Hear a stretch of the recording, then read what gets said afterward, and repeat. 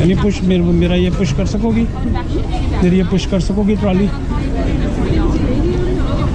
क्योंकि मैं लोगों की गाइडेंस के लिए बनाना चाहता हूँ कि कितना सामान होना चाहिए, कितना साइज़ होना चाहिए। हाँ शक्लें नहीं मैं ले रहा किसी की भी, लेकिन मैं ये ले रहा हूँ कि इत्तेहाद वाले क्या अलाउ कर रहे हैं, क्या अलाउ नहीं कर रहे हैं।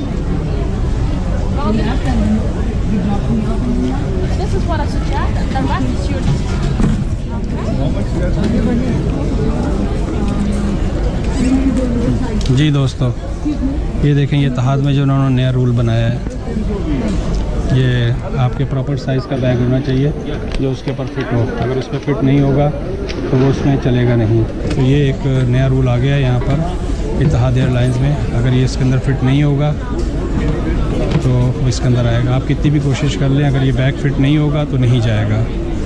सो folks, this is one of the good lesson what I am trying to bring in Etihad. Now they got the new rules, so your carry-on baggage should fit in. If the wheels are sticking out, you cannot do it. See, he has to struggle all the way. And this is a huge line, and this is going to be, the flight is going to be closed at 2:40, and this is what's going on. The line is keep piling up, and this is what they are doing at this moment. And people are arguing. So we had the same issue. हमारे साथ यही problem था, क्योंकि हमारा घर यहाँ से बहुत करीब है, तो हमने तो इसको कर लिया था, लेकिन हर एक के लिए मुमकिन नहीं है। और यहाँ एयरपोर्ट के ऊपर जो बैग है वो एक सूटकेस है, सूटकेस जो है $425 का है।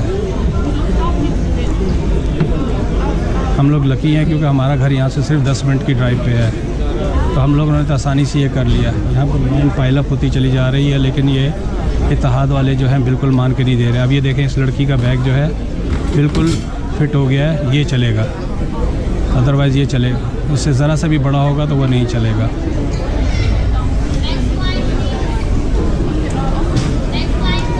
ये इंतहाई, हम पिछले 30 साल से इन एयरलाइन से सफ़र कर रहे हैं, और यू हैव टू आर्गो। ये देखें, लाइन का आलम देखें, लाइन कितनी बड़ी होती चली जा रही है यहाँ पर।